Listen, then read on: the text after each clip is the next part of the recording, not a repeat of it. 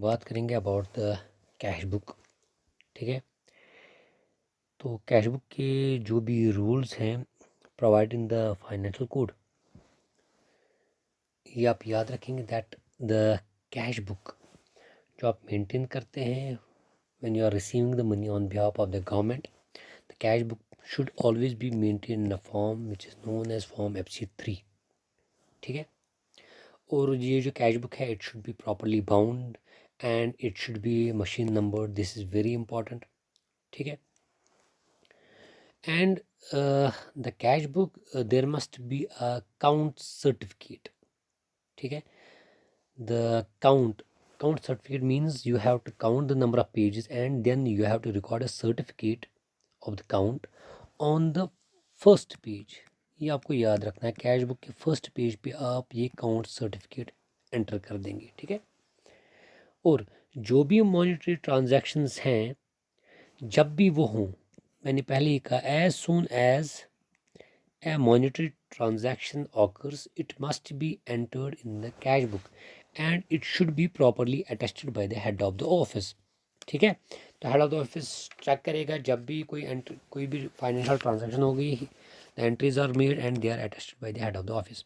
ये this very important. ठीक है, and the cash book it should be closed regularly and it should be checked completely.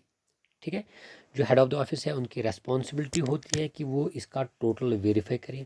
ठीक है, या इस टोटल को वेरीफाई कराए through a subordinate who is a responsible subordinate. उसके बाद आप हर एक मंथ के एंड में जो हेड ऑफ द ऑफिस है he will verify the cash book. ठीक है, वो कैश बैलेंसेस जो भी कैश बुक में कैश बैलेंसेस हैं वो इनको मंथली वेरीफाई करेगा और उस पर एक सिग्नेचर करेगा and he will make an entry and he will certify the correctness। ठीक है, इसके बाद you must remember that the cash book इसमें erasures और overwriting it is strictly prohibited। you cannot have erasures and overwritings in the cash book। ठीक है, whenever on the contents of the cash chest, when you are counting the cash chest, ठीक है, जब भी cash book में आपकी जो balances हैं दे आर फाउंड इनकरेक्ट, ठीक है, तो आप क्या करेंगे, आप इन चीज़ों को रेक्टिफाई करेंगे by making the necessary receipt और payment entry in the cash book. This is very important. ठीक है, अगर आपका कैश ज़्यादा है या कम है आप उसी हिसाब से कैश बुक में भी एंट्री कर देंगे। This is very very important. ठीक है, तो आप एंट्री कर सकते हैं to cash found surplus in the chest और by cash found deficient in the chest. ठीक है, और एक इम्पॉर्टेंट चीज़, जब भी एक गवर्नमेंट एम्प्लॉई जिसकी कस्टडी में गवर्नमेंट मनीज है और whenever you are making payments you should always compare the treasury officer's receipts on the challan with the entry in the cash book। Means आपको ट्रेजरी के साथ भी रिकॉन्सिलेशन करनी है। ठीक है, और आपको कभी भी गवर्नमेंट मनीज और नॉन गवर्नमेंट मनीज को मिक्स नहीं करना है। You can not mix them and you have to always keep them in the separate, you have to keep them separately। ठीक है, and you should never employ orderlies to fetch or carry money, it must always be discouraged and the counting it must always be done on the last working day of the month। मैं cash की बात कर रहा हूँ, when you are counting the cash and you are making the entries in the cash book। ठीक है, and on the close of the day आप क्या करेंगे, while you are signing the cash book you should see that the department receipts collected throughout the day and the utilization if you are allowed their utilization or if you are prohibited, जो मैंने पहले आपको बताया, जो आपके पास पैसा है government receipt है ये आप कहाँ डालेंगे, ये आप नियरेस्ट ट्रेजरी में डालेंगे, ये मैंने ऑलरेडी आपको बताया है। ठीक है, जब भी एक ऑफिसर एक चेक ड्रॉ करता है, ठीक है, ताकि वो कैश को रिप्लेनिश कर दे, तो उस टाइम ये जो अमाउंट है it should at once be entered as the receipt and it must not be delayed until the cash has been received after the encashment of the check at the treasury। this is very important, ये आप याद रखेंगे। For example you have a cash chest, आपके पास cash होता है available cash, let us suppose it's 10,000 rupees. ठीक है, अब ये कैश आहिस्ता आहिस्ता you are making expenditure from this और ये कैश कम हो रहा है। Now in order to replenish the cash आप एक चेक इशू करते हैं। When you are issuing the cheque, ठीक है, तो the cheque when the check is drawn by an officer in order to replenish the cash, आप इसकी entry cash book में इमीडिएटली कर दीजिए। आप इस चीज़ का इंतज़ार ना करें कि ये चेक मैं ट्रेजरी में भेज दूंगा या बैंक में भेज दूंगा और ये एन कैश हो जाएगा और उसके बाद मैं इसकी एंट्री करूंगा। No, so it's entry in the cash book must not be delayed. ठीक है, so these are some of the important things related to the cash book. कम से कम आप ये जो फॉर्मेट है कैश बुक का, फॉर्म FC3, ये याद रखेंगे और ये चेक का जो मैंने पॉइंट बताया ये आप याद रखेंगे। ठीक है, so this was related to cash book. Now we will talk about the general principles relating to the expenditure. These are very important, the general principles and the general restrictions relating to the expenditure. इनको हम standards of financial property और canons of financial property भी कहते हैं and it is the most important question you can see in the financial code.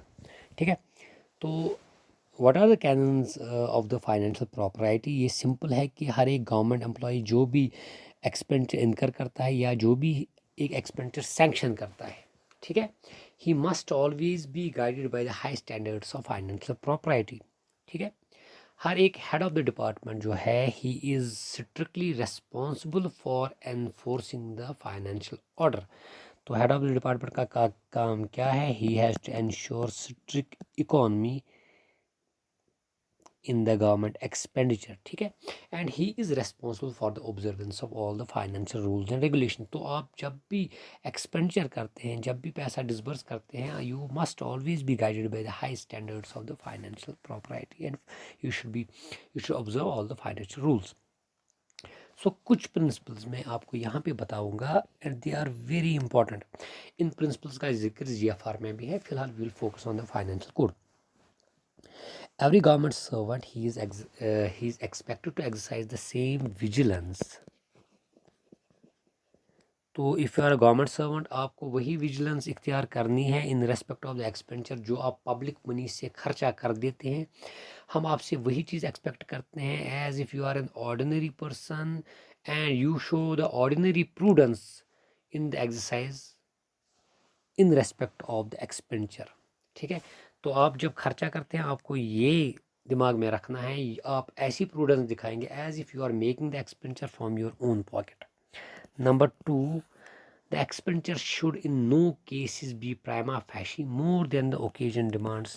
ठीक है, अगर आपको ज़रूरत है, you have to make an expenditure of 1 lakh rupees, let suppose you have to procure a computer for an amount of 50,000 rupees, आपकी immediate requirement एक computer है, तो आप इससे ज़्यादा खर्चा नहीं करेंगे। अगर आपकी रिक्वायरमेंट एक कंप्यूटर है, you will not by 10 computers. ठीक है, तीसरा point which is very important, that is the money borrowed on the security of the allocated resources should be expended on the objects only for which the money is borrowed। जिस चीज़ के लिए, जिस purpose के लिए आपके पास पैसा आया है, आप उसी पर्पज़ के लिए पैसा खर्चेंगे। ठीक है, चौथा पॉइंट ये है कि जो भी कोई अथॉरिटी है, सैंक्शनिंग अथॉरिटी, चाहे वो एक्सपेंडिचर करे या वो एक्सपेंडिचर सैंक्शन करे, वो ऐसी कोई भी सैंक्शन नहीं देगा विच इज़ डायरेक्टली और indirectly for the advantage of the authority. ठीक है, एक अथॉरिटी ऐसा कोई सैंक्शन ऑर्डर पास नहीं करेगा एक्सपेंडिचर का जिससे उसका डायरेक्टली या इनडायरेक्टली फ़ायदा हो। ठीक है, fifth important point, the government revenue should not be utilized for the benefit of a particular section or the community। हाँ, इसमें भी एक्सेप्शंस है। ठीक है, तो जो आपका गवर्नमेंट रेवेन्यू है ये आप एक पर्टिकुलर पर्सन या पर्टिकुलर सेक्शन पे या पर्टिकुलर कम्युनिटी पे खर्चा नहीं करेंगे unless the amount of expenditure is insignificant or the amount is enforced in a court of law or the amount is in pursuance of a particular government policy or custom। ठीक है, तो आप government funds को किसी भी person, section या community, particular person की benefit के लिए यूज़ नहीं करेंगे अनलेस, हाँ, अगर ये अमाउंट इनसिग्निफिकेंट है या अगर ये अमाउंट एनफोर्स्ड है by the court of law, अगर ये अमाउंट आप खर्च करते हैं in pursuance of a recognised government policy, तब आपको अलाउड है। ठीक है।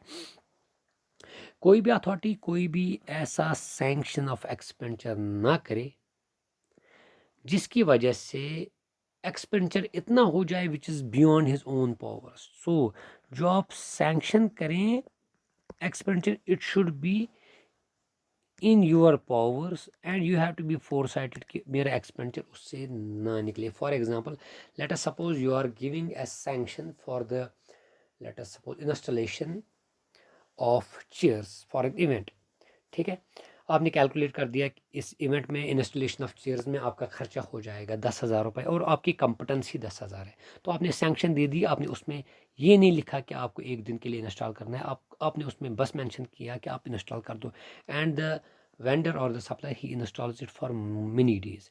इसकी वजह से क्या हुआ, जो आपका सैंक्शन था फॉर एक्सपेंडिचर, ये एक्सपेंडिचर जो है ये आपकी पावर ऑफ सैंक्शन से बढ़ गया। आपकी कंपटेंस 10,000 थी, एक्सपेंडिचर अब आपको 20,000, 30,000 है, 40,000 करना है। और इसके एग्जांपल ये भी ले सकते हैं, आप कोई ऐसा स्ट्रक्चर या ऐसी कोई वर्क इनिशिएट नहीं करेंगे जो आपकी कंपटेंस में थी, जो आगे जाके बढ़ जाए और ये आपकी कॉम्पिटेंस से निकल जाए। ठीक है, दिस इज़ वेरी इंपॉर्टेंट। इसके बाद वी हैव अनदर कैनन, जो आपके अलाउंसेस है। For example, you get the travelling allowances, they should be regulated and these allowances should not become a source of profit।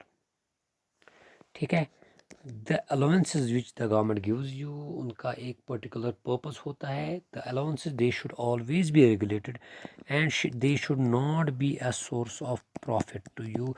this is very important, this is the 7th canon of financial propriety। ठीक है, और आपको एक चीज़ याद रखनी है, जो भी अथॉरिटीज़ एक्सपेंडिचर इनकर करती हैं उनको ये भी ख्याल रखना है कि जो ये कॉम्पिटेंट अथॉरिटी है, it has given the general और special sanction for the expenditure. ठीक है, जो मैंने पहले ही कहा था, एक एक्सपेंडिचर करने के लिए, काम करने के लिए, you should have the act of sanction and the act of appropriation. That means you should have the general और special sanction from the competent authority and you should have the necessary availability of funds. ठीक है, और जो भी आप पैसा draw करते हैं आपको इमिजिएटली ये पे करना है, आपको मनी कभी पार्क नहीं करना है। आपके पास पैसा आ गया है, you have to put it in the nearest treasury if you are making expenditure. जब भी आप पैसा खर्चेंगे तो आप बेनिफिशरी के अकाउंट में एज सून एज पॉसिबल ये पैसा डाल देंगे। You will never delay things. ठीक है, और आप ट्रेजरी से कोई भी ऐसा पैसा ड्रॉ नहीं करेंगे जो आपको इमिजिएटली डिसबर्स ना करना हो। ठीक है, सो जब भी आपको पैसा ड्रॉ करना है, you should know that I am disbursing this amount as soon as I am drawing this amount from the treasury. ठीक है, क्योंकि जो आपके आगे ट्रेजरी ऑफिसर होता है, he is govern strictly by the prescribed financial rules and orders. जब भी आप उसको बिल भेजते हैं, he assumes that you have checked all the codal procedures. वो आपके कोडल फॉर्मेलिटीज देखेगा और आपको ये इंश्योर करना है कि जब भी मैं ट्रेजरी में बिल डालूंगा, treasury officer will make the payment, he will, I have to ensure the disbursement.